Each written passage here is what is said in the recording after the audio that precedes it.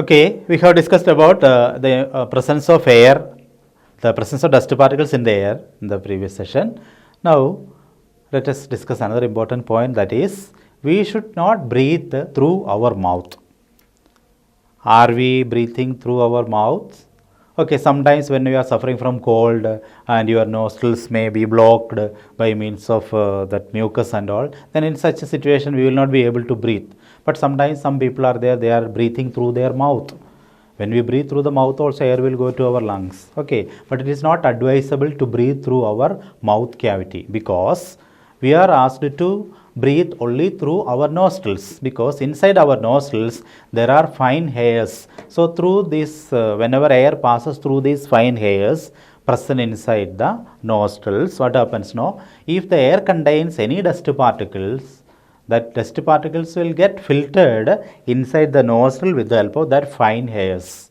So that's why it is advised to breathe through our nostrils. And moreover, inside our nasal cavity, there is a membrane called a mucous membrane. As the air passes through the nasal cavity, the dust particles present inside the air may get stick to the mucus of the nasal cavity. In this way, we can avoid the entry of dust particles into our lungs. But instead of that, if we are breathing through our mouth cavity, directly the dust particles may go into our mouth cavity as well as to our lungs. That's why we are advised not to breathe through the mouth, but we have to breathe through our nostrils.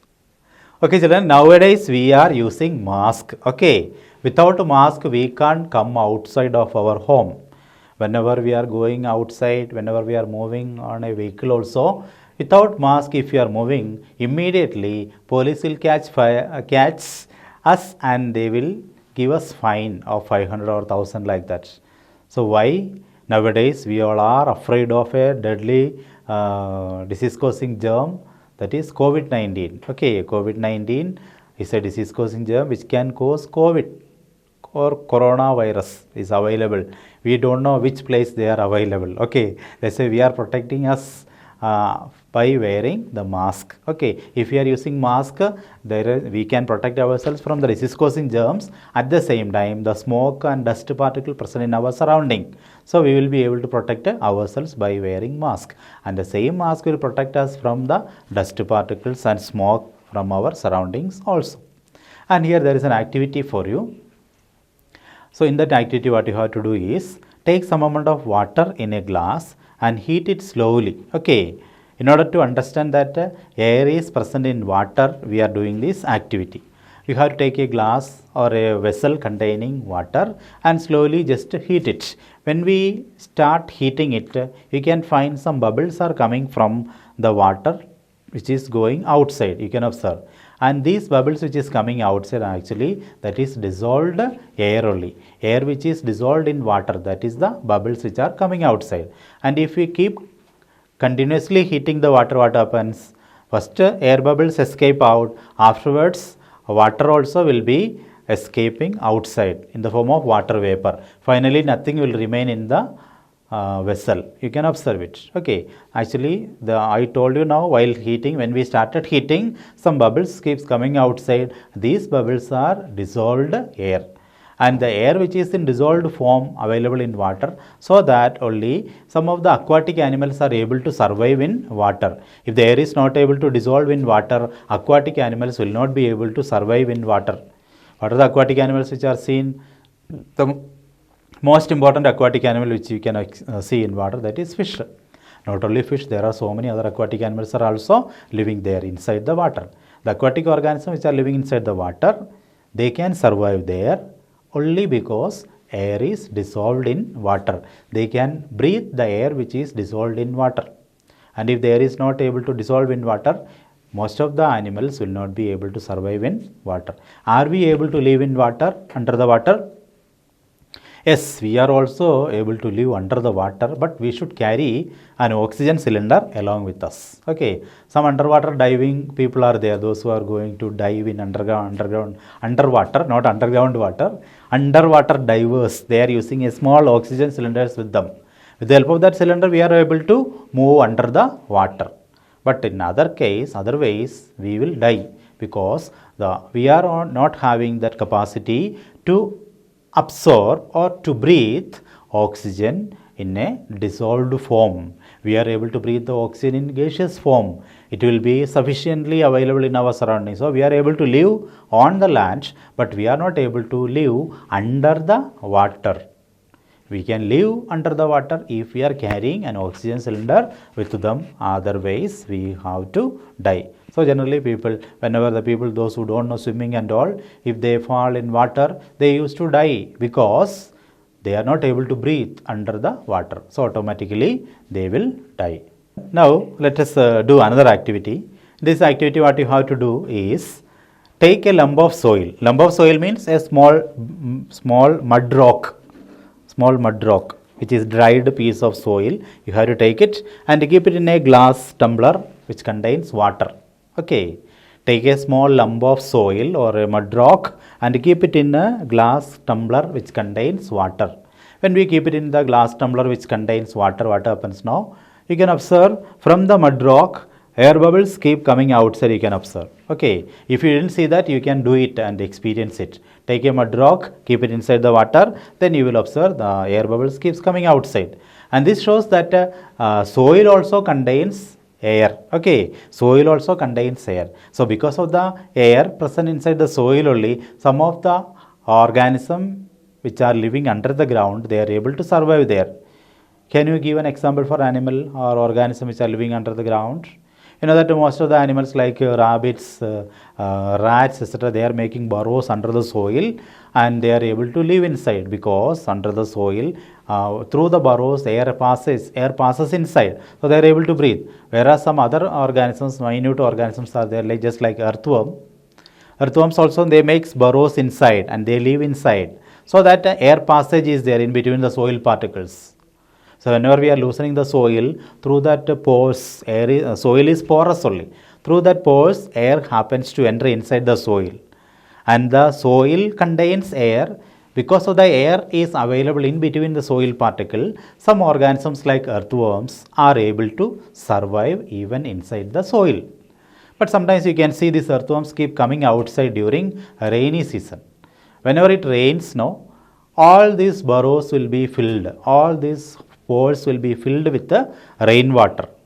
That time what happens? Just like now you saw, when we are keeping a mud rock in water, the air present inside the mud rock will come outside. Okay, just like that, whenever it rains, the water will occupy the air spaces inside the soil, so that air present inside the soil particles keeps coming outside. Then there will not be any air at all inside the soil. So these earthworm will not get enough amount of air to breathe. Because of no air inside, they keeps coming outside of the soil. Okay, generally earthworms are seen under the soil or inside the soil, but during rainy season, you can observe many of the earthworms keeps coming outside because the air spaces all are filled with the water, so that there is no air inside the soil. That time, in order to breathe only, these earthworms are coming outside. Understood? Otherwise, they will die. So in order to escape from the death, these earthworms are coming outside during rainy season. Okay, now let us see how is the oxygen is maintained in the atmosphere. Okay, how is the oxygen maintained in the atmosphere? Oxygen maintenance in the atmosphere, already I have told you, we are doing breathing, then as a result of breathing, we are living outside carbon dioxide. And this carbon dioxide is absorbed by green plants. And what they will do with the carbon dioxide? They will do with the carbon dioxide photosynthesis. Okay, that means food preparation process which happens in plants, that is known as photosynthesis. Then as a result of photosynthesis, they will release huge amount of oxygen to the surrounding. And in that some of the oxygen will be reabsorbed by green plants for their own respiration, and the majority of the oxygen will be released into the surrounding free of cost. We all are making use of this oxygen available in the atmosphere and we are breathing. So in this way the oxygen is maintained in the atmosphere. Oxygen we are used for breathing. Again, as a result of photosynthesis, plants are releasing more and more amount of oxygen to the surrounding.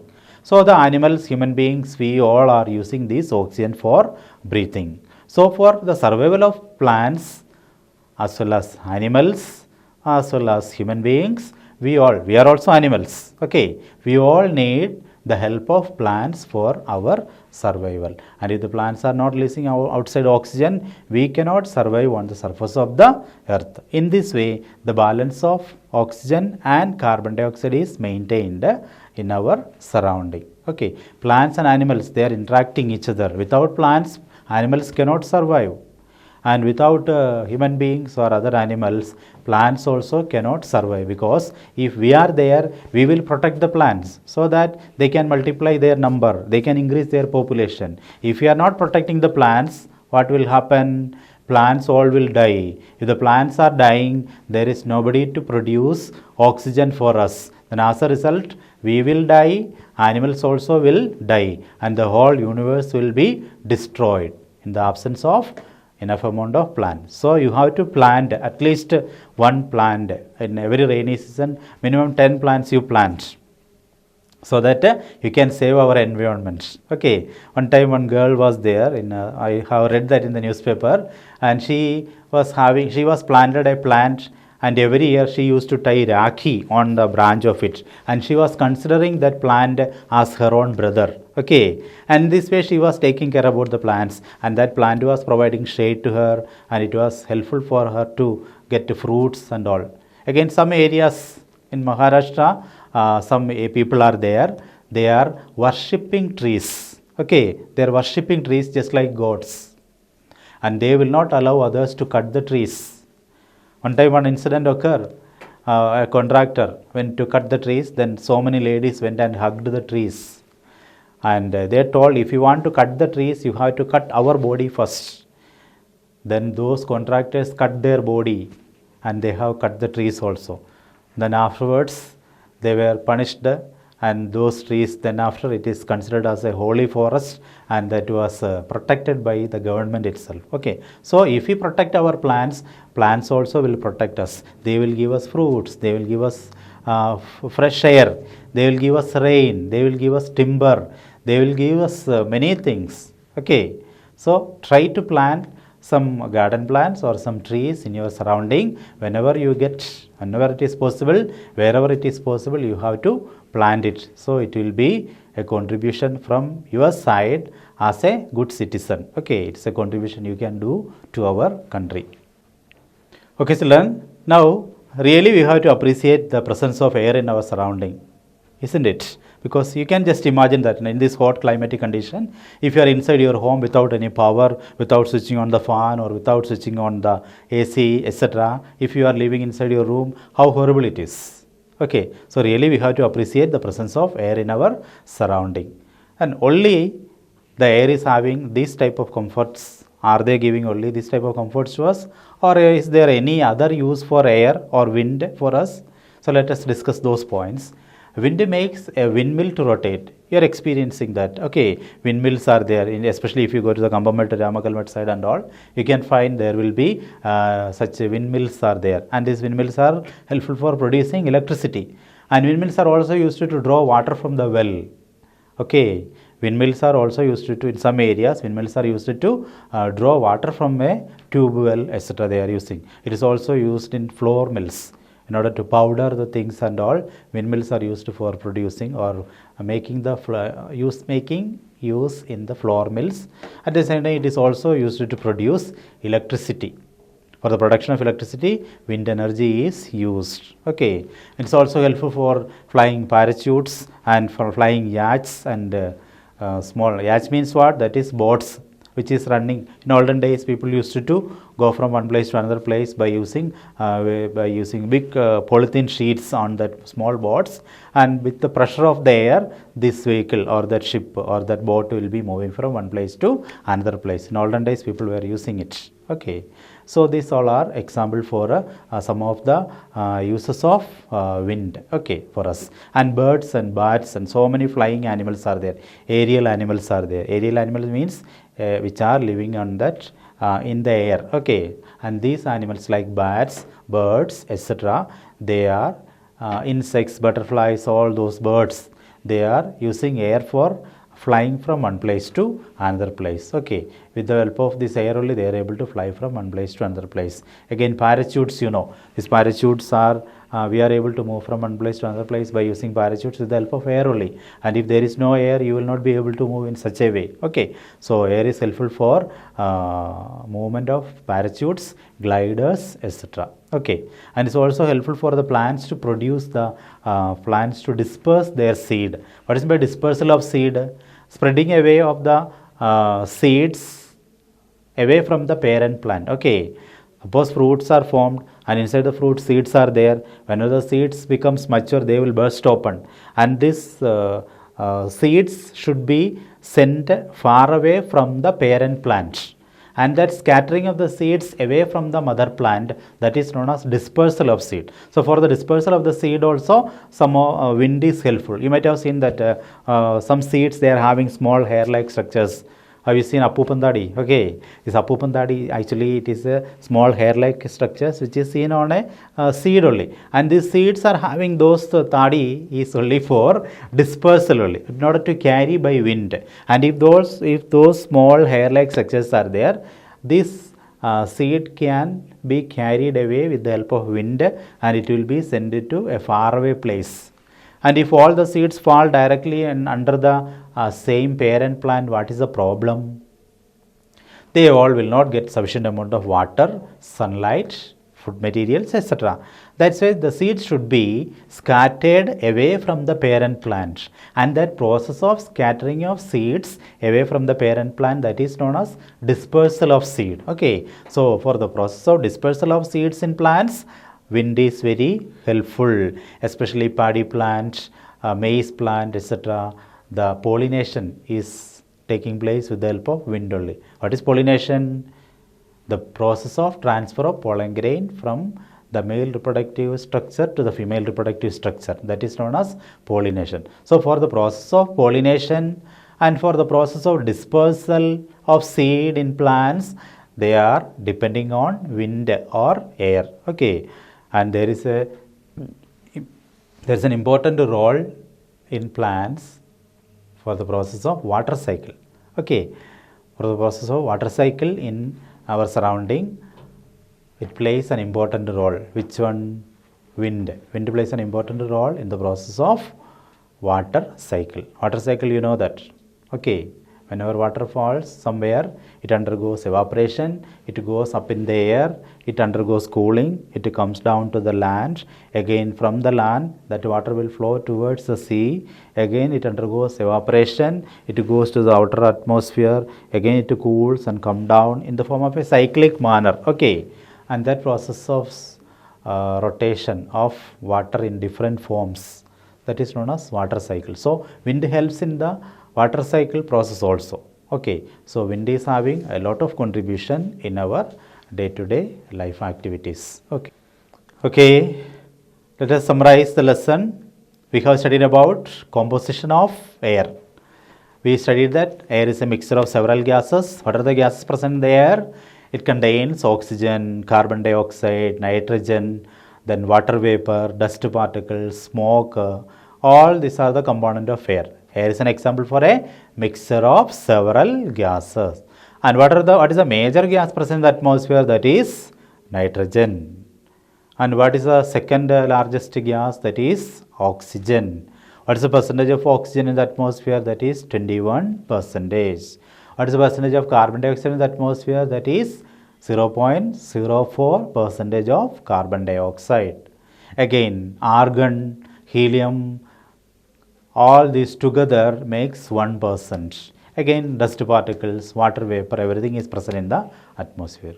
So, is there any air available under the water or inside the water? Yes, air is in water in dissolved form. So, aquatic animals are able to survive there. Is there any air present inside the soil? Yes, air is available inside the soil also. That's why so many organisms are able to live inside the soil An example is earthworm. Why earthworms keep coming outside during rainy season? The air spaces which are present inside the soil is occupied by rainwater, so that there is no more air for earthworm to breathe. So these earthworms keep coming outside for breathing purpose. They are coming outside, otherwise they have to die inside the soil. So these are the reason. Okay. Then now, is there any other uses for air? Air which provide us comfort to us. At the same time, air contains the most important gas, that is oxygen. It is a strong supporter of burning, and it is very much essential for us to breathe, for plants to breathe, for animals to breathe. So these are all the important points which we have covered in this lesson. So your duty is now to read the lesson many times, try to understand the new words. I told you there is a word yacht, Y-A-C-H-T-S. So yacht means there is a small boat which is moving with the help of some polythene sheets and all, and with the help of air pressure they are able to move from one place to another place. Parachute, they also need the presence of air for movement from one place to another place. Gliders, they need the presence of air to move from one place to another place. For the movement of kite, we need air. And birds to fly, air is very essential. Okay. So in our day-to-day life, we can't avoid air from our day-to-day life. Okay. Now let us see the important words of this lesson. They are, first word is atmosphere. The spelling of atmosphere is A-T-M-O-S-P-H-E-R-E, atmosphere. Atmosphere means what? Actually, it is a blanket of air which surrounds the earth. It extended from kilometers of distance. Okay, it extended in kilometers of distance. It is extended. It contains the air which is helpful for us to breathe. That makes the organisms survive on the surface of the earth. And no other planet we can find this much vegetation, plants, animals will not be there, because they don't have any such type of an atmosphere. As we are lucky, because we are having such an atmosphere, so we are able to survive on the surface of the earth. Then now carbon dioxide. Spelling of carbon dioxide is C-A-R-B-O-N, carbon, D-I-O-X-I-D-E, carbon dioxide, carbon dioxide. Then composition. Composition means what? Actually, composition means the constituents. What all things are present in something, that is known as composition. Okay, air, the composition of air means air consists of many things, and all those, each one is known as a constituent, we can say, constituent. Okay, and due to the combination of many constituents, we can say air is a mixture. What are the components of the air? Carbon dioxide, oxygen, helium, hydrogen, dust particles, smoke particles, like that. There is a combination of several substances, several gases present in the atmosphere. So we can say they are the constituents, or we can say that is a composition. Composition means that only. Okay, with what all things a substance is made up of, that is known as the constituents or composition of that particular substance. For example, if you see sambar, sambar is made up of many vegetables. Okay, dal will be there, and there are maximum number of vegetables will cut and keep it inside the sambar. Then water, salt, masalas, everything will be there. Finally, we are getting a combination of all these things, that is sambar. So what are the constituents? In the drumstick will be there, papaya will be there, pumpkin will be there, cucumber will be there. There are so many vegetables. All these vegetables are known as the constituent. Okay, constituents or the components. Then composition of sambar means what all things with which the sambar is made of, that is a composition. Okay, that's all. Now let us see oxygen, spelling O-X-Y-G-E-N, oxygen. Oxygen is useful for breathing. Then nitrogen, spelling N-I-T-R-O-G-E-N, nitrogen. Nitrogen is the major gas which is very essential for the growth of the plants in order to make plant proteins. The next one is smoke. Smoke, you know, all are familiar with that. Spelling of smoke is S-M-O-K-E, smoke. When we burn something, smoke will be produced. Then windmill, spelling is W-I-N-D-M-I-L-L, windmill. Windmill also, already in the last portion I have explained what are the uses of windmill. So these are all about the lesson 15, air around us. Okay, all of you have to read the lesson and study the question answers. write the notes regularly and properly, neatly in your notebook. Okay, let us see in the next science class. Till then, tata.